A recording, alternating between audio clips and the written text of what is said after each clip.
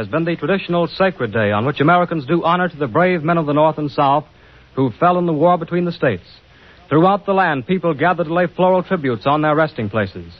Memorial Day has come to hold a deeper pathos for us because each passing year sees the ranks of the brave men of the blue and gray grow sadly thinner. Tonight, the Columbia Workshop commemorates this day with a broadcast presenting a dramatized character study of a man who fought in the Union Army, as well as a specially prepared program from Richmond, Virginia, which will include the story of the founding of the first Memorial Day and an interview with several honored veterans of the Confederate ranks. The Columbia Workshop presents Private Throgg, a short play written for tonight's program by Parker Fenley, who also plays the leading role. The hometown of Private Throgg is one of 100,000 crossroads settlements of its kind. The name of this one happens to be Cuddy Bend. It is Memorial Day, and Elias Throgg, only Civil War veteran of the village, sits on the piazza of his granddaughter, Minnie Tweedy's house, and watches the folks go by on their way to the exercises at the Grange Hall. It is hot. The road is dusty, but there is no sign of perspiration on Elias Throgg's face, although he wears his veteran's uniform, peaked cap and all. As the straggly groups pass along the road, Elias, chair, occasionally calls to one of his neighbors. Hi, Amos. Well, I see you going over. Yeah, coming along, ain't you, Elias? Oh, I may, by and by. I got some business to attend to here first. Yeah? Yeah, social business. Say, Amos, that rubber collar you got on kind of blinds me when the sun strikes it. Hope it don't melt on you. Minnie! Minnie! Yes, Grandpa? Well, come out here, can't you? What do you want? Come here, can't you? What you want me to do, holler my head off and get Quincy again? Oh, for heaven's sakes, what is it? What time was that struck? 2:00. 2:00 what? Standard or daylight saving? My lordy, you've asked me that 3 times a day ever since April. It's daylight saving. That's a pretty way to talk to your old grandfather that's took care of you for 30 years now, ain't it? Well, I can't help it, Grandpa. Might pay some attention and remember when I tell you about Took things. care of you and went without myself for 30 years. Half that time took care of your worthless husband, your brat. Now, you stop it, Grandpa. You know as well as I do you ain't taking care of Leroy now. He's working 8 hours every day. Working? Yeah. Trying to break a shovel handle, leaning on it. Chasing a leaf all over the road. Oh. That's strenuous. Leroy. Never even liked his name.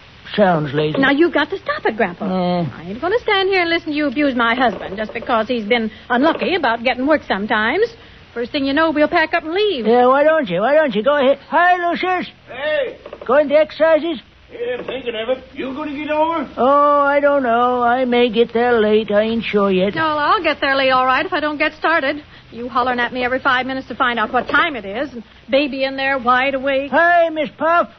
Going to exercises? Yeah, better come along. Well, maybe. I don't know. Hitch up your petticoat. Slump. Dear, there she is now. Fretful as she can be, and the flies eating her up in there. I have to keep running out here to see what you want. I don't know why that station agent's girl ain't showed up to take care of her. I suppose if she don't get here, I'll have to stay home and miss everything. Why didn't Leroy stay and tend to her? Leroy, now you know he's on 2 of the committees. He was up and dressed in his uniform before you was out of bed, yes, and he's been going it ever since, tight as he could go. In his uniform? What uniform? What uniform? You know just as well as I do. His Home Volunteers uniform he wore in 1918. Leroy never smelt much smoke, did he? Now, you stop it, Grandpa. Leroy was ready and willing to go when his call came. But the government wouldn't take him on account of his feet. Probably thought he couldn't run fast enough. Leroy was ready, and just because he joined the Home Volunteers to protect us, in case that family of foreigners up there on the hill started poisoning drinking water, you make fun of him. Only time I ever see a costume like them Home Volunteers gets into was when a minstrel show come here one summer, had a street parade. Yes, well, anyway, the Legion boys ain't ashamed to ask Leroy to sing America the Beautiful down there this afternoon. Leroy? Yes, Leroy. He's got a very lovely singing voice. My Godfrey, I'd as soon listen to the pump squeak. Yes, well, that's because you ain't got no ear for music. What? By Godfrey, if I didn't have to get up to do it, I'd hit you over the head with this cane. Dear. Well, go ahead, why don't you? Get started.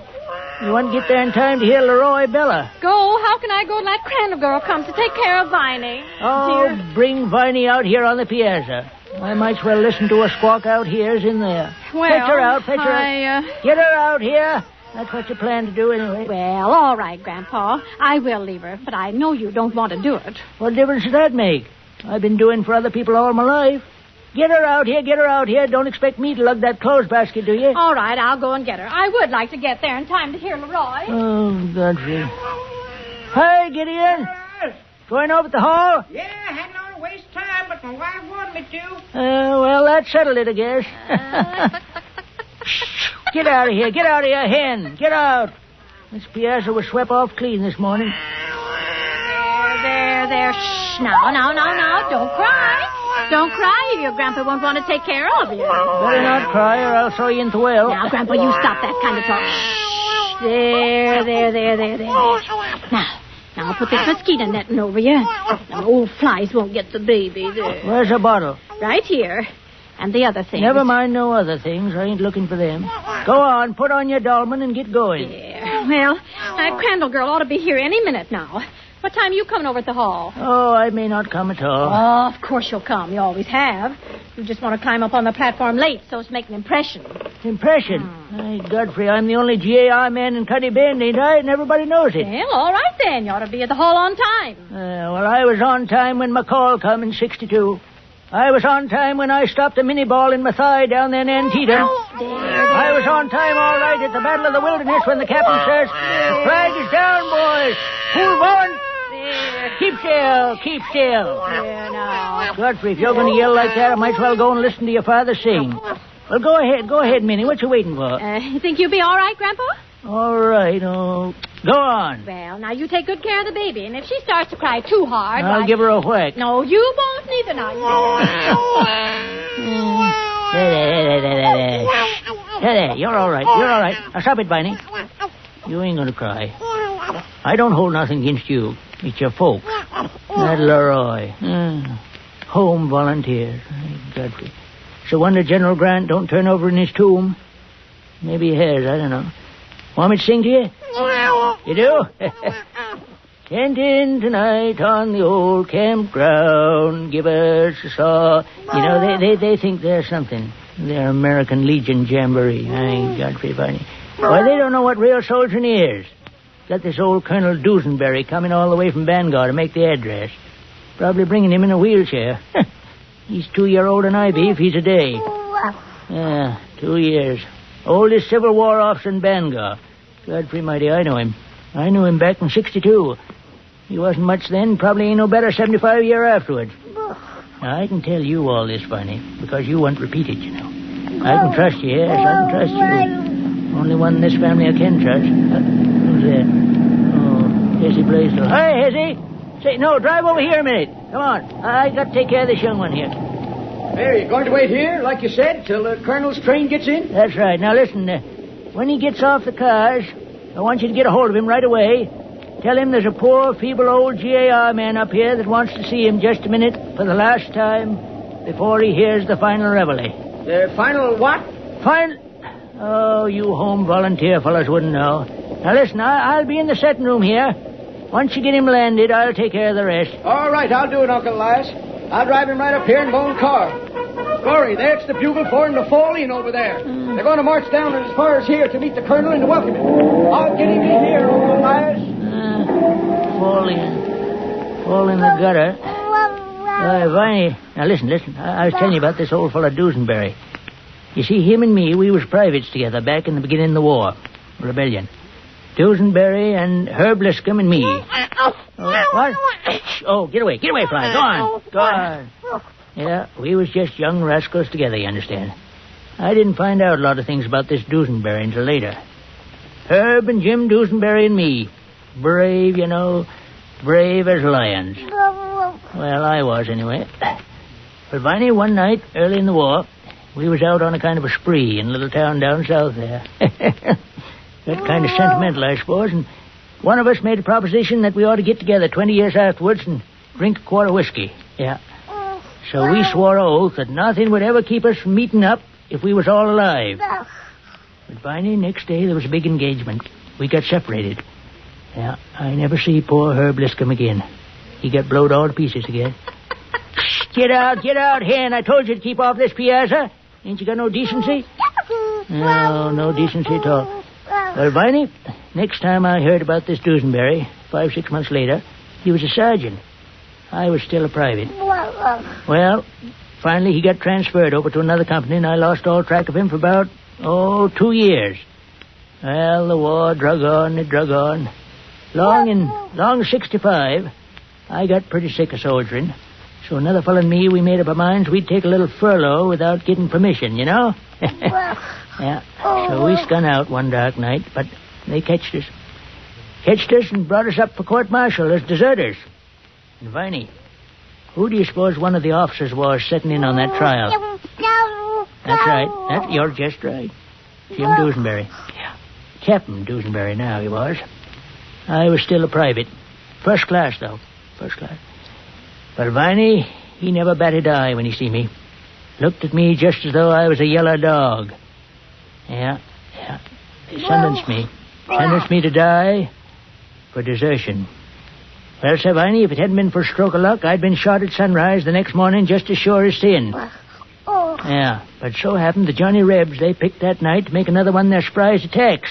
In the fracas, I got out of the guardhouse, scooted through a stretch of woods, you know, and next forenoon got over to another detachment of Union soldiers and never heard a word more about that court-martial. A couple of weeks later, Lee surrendered. Before long, I got mustered out. Well, I guess all the records of my desertion must have been burned or lost or something, because when the time come, they give me my honorable discharge. Private. First class. Yeah, private first class. So I come home here, the only soldier in Cuddy Bend to get back alive. And, Viney, I was a hero. That's Elias Throgg, they'd say. Private, first class. He's a fighter, you know. Shot 100 Rebs. Tell us the story of the war, Private Throgg. Yeah. Well, Viney, at first I stuck pretty much to the facts. Well, I say at first I did. Then I started to add on here and there. But mind you, I never said a word about me deserting or about that court-martial. Well, every decoration day, you know, I used to set up on the rostrum and give the address to the school children. Tell them war stories. Yeah, then this World War skirmish, that come on, and they kind of begun to forget about me. Last 10 years, I didn't no more than sit on the platform and rock. And this time, the Legion boys, they said it'd be a good idea to get one of the old Civil War veterans to address them. Kind of a curiosity. I was ready, but they just disregarded me, Viney. Sent up to Bangor, mind you. For who? That's right, old Dusenberry. Colonel Dusenberry. Well, so when I heard about that, it just knocked me over almost, because, you see, I'd be sitting up there on the platform, Viney, and he'd sight me, and he'd hear my name held up maybe as the Civil War hero of Cuddy Bend. Yeah, and then that court-martial, that would come back to his mind. I'd be in the soup. Right in the chowder. Now, I tell you, Viney, I was in a muddle for a spell. And then, you know, it come to me how I'd handle him. He's coming in on the 2:20 train, you know. I told the boys I want to see him here at the house before he goes over to the Grange Hall. And I'm so feeble, I may not be able to go. Feeble? When he gets here, I'll be ready for him. I got a little flask of whiskey right here, you know. All ready. I'm going to ask him to share it with me. Remind him of that oath that we three took. I got the 2 tumblers all ready, too. Now, one of them's clean on the bottom. The other one's got a drop or two of rat killer in it. Yeah, rat killer. Nobody won't know that, just me, though. Just you and me, Viney. The rest is just in the hands of the Lord. He'll even things up. Amen. That old buzzard ain't never going to tell the folks here in the Bend that I wasn't a hero. No. Yeah, choo-choo. There she is. Can't be long now. I'll sit right here, you know, after I've put them 2 tumblers out and poured out a couple of stiff drinks. Here'll be a stiff drink, all right. Colonel Dusenberry, I'll say, maybe you don't remember me and Herb Liscombe and that little agreement we made to meet up when the cruel war's over. He'll probably say he does. And I'll say, well, drink up, Colonel, for old time's sake. And then, Viney, when he's gulped down his whiskey, I'll say, and maybe you don't remember that court-martial in an old blue barn down south there when they sentenced first-class Private Throgg to be shot down at sunrise. I'll tell him. And by that time, that old poison will be well down his belly, you know. And while I watch him squirm like an angleworm on a fishhook, I'll say, Colonel Dusenberry, I'm your old comrade, Elias Throgg. Private, first class. and I just fed you a dose of rat poison. How do you like that, sir, I'll say. Who's that? Oh, it's that Crandallbrad. Well, it's about time. Mr. Throgg! Mr. Throgg! What is it? Where you been? Out of town? You're about an hour late here. Mr. Throgg, Papa wanted me to run up here and tell you a telegram just come from Bangor. Huh? You know that old Civil War man that was going to talk over at the hall? What about him? What about him? Get it out. He dropped dead in Bangor, getting onto the train. Well, that's too bad, ain't it? Fooled me again. Well, Mr. Blaisdell was down there. He tried to call the Legion boys down at the hall, but the line's busy. I don't know what they're going to do. No speaker. Oh. Well, in that case, Oh, here comes Hezzy Blaisdell in his car now. Hello, Hezzy. Hi. Well, poor old fella dropped dead on you. Yeah. That's right, Uncle Elias. We're up against it, I guess. Say, suppose you would feel well enough to get into my car and go over to the hall and give us just a few remarks, same as you used to years ago? Oh, no. Nobody'd want to hear me. Oh, shucks, sure they would. You could tell them about Lee's surrender and how you stood next to Ulysses S. Grant and Stood next to him. He was leaning on me, had his hand on my shoulder. Yeah, well, I mean, and that one about President Lincoln, about the Gettysburg speech? What you mean, when I says, speak up, A.B.? They can't hear you good in the back there? That's it. Well, will you do it, Uncle Elias? Well... You'll save the day for us if you will. Colonel Dusenbury dying has just about knocked the blocks out from under us fellers. Well, I tell you confidential, Hezzy. Yeah? Now, I never let on before, but maybe it's just as well it turned out the way it did. Why, what do you mean? Why, this Colonel Dusenbury, between you and me, he didn't have a very clean record back in 65. Do tell. Yeah. He come pretty near being court-martialed once. Court-martialed? Yeah. For deserting. No. Yep. Kind of disgraceful. I saved him, as a matter of fact. Why, Lord almighty. Well, come on, Uncle Elias. Let's get over to the hall and get going. Oh, wait a minute. Della? Yes? You going to take care of the baby? Yes, Mr. Throgg. All right. Careful, don't drop it. I won't. Let me get this dagger hitched onto my belt here. I headed out here on the piazza today, polishing it up. Dagger? Yep. Say, you never carried a dagger in the war, did you, Uncle Elias? Carried it hell. Took it away from John Wilkes Booth.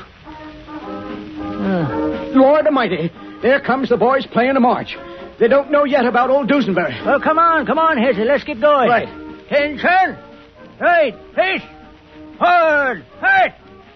Yes, sir, Hezzy. Lincoln says to me once, they say you're a drinking man, Private Throgg. Drink whiskey.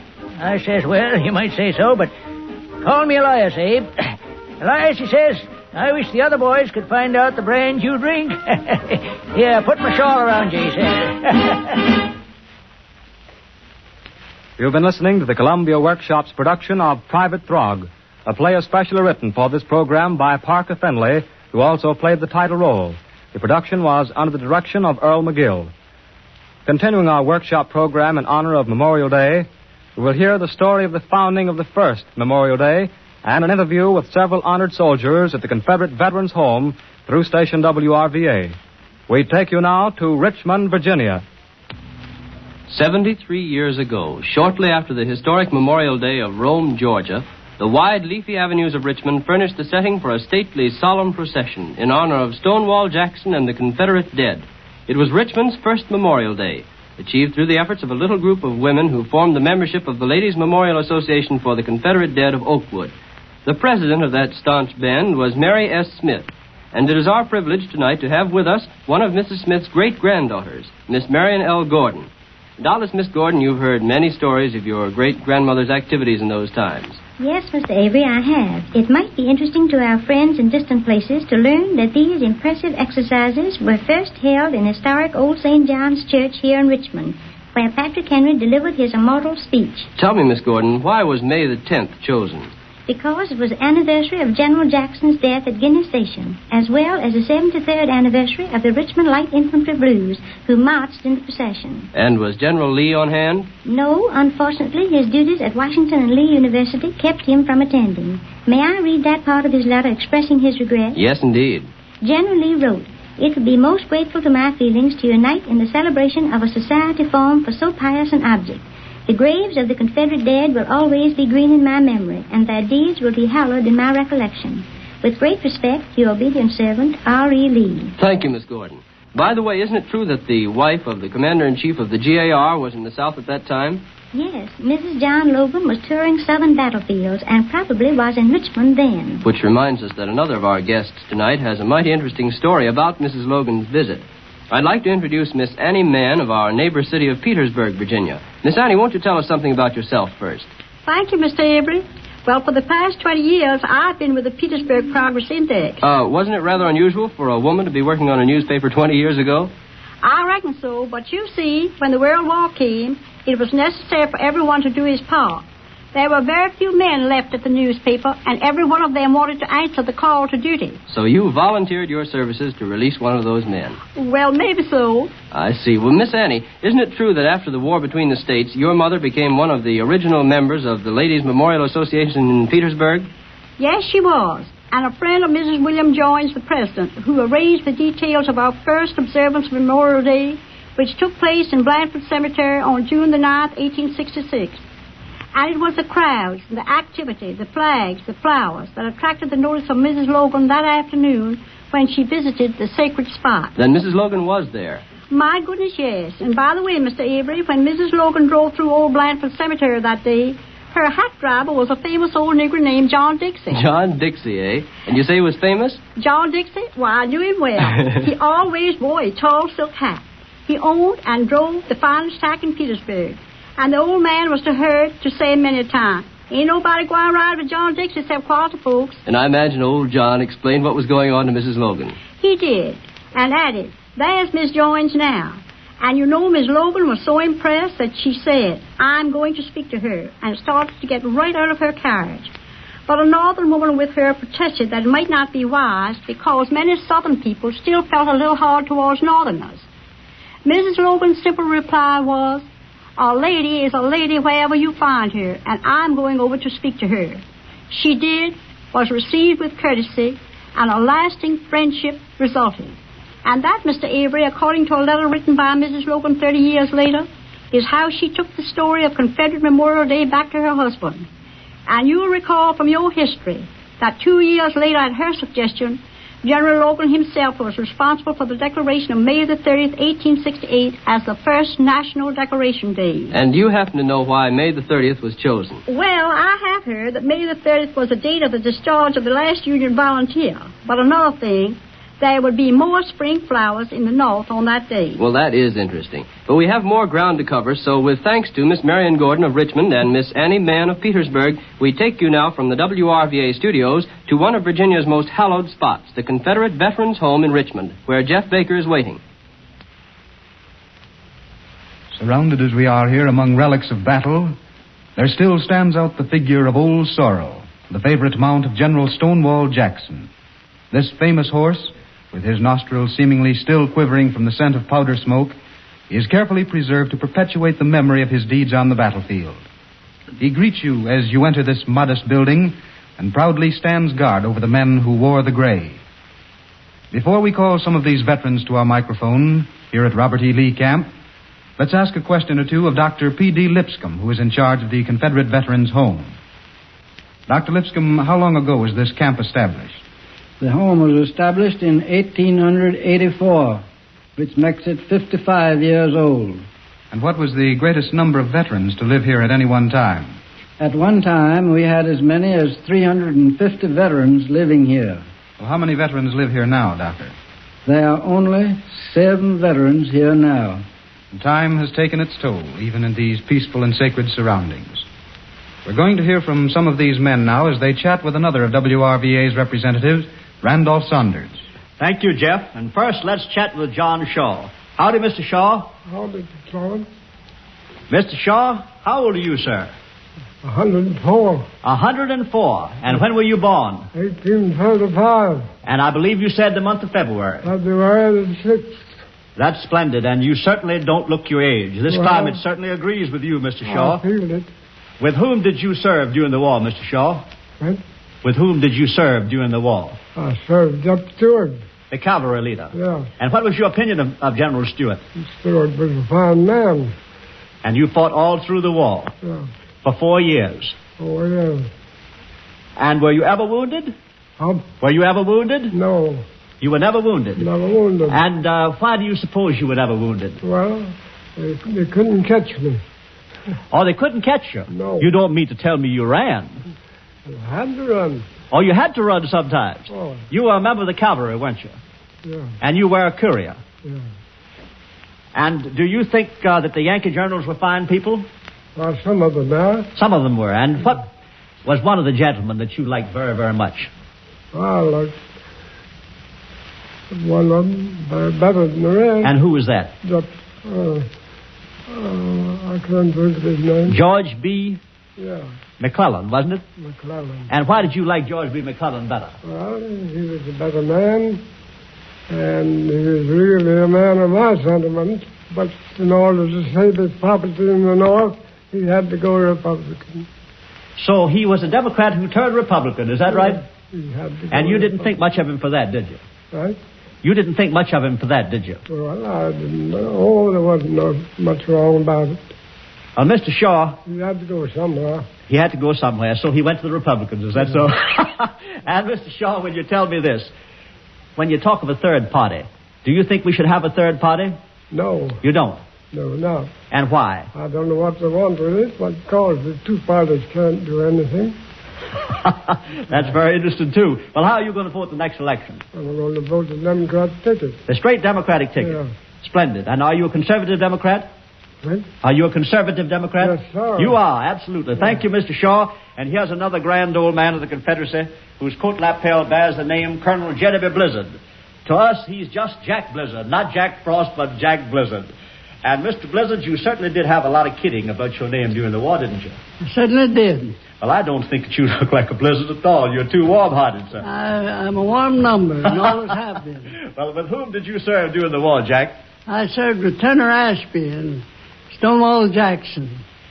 And then you can tell us something about Sorrel, can't you?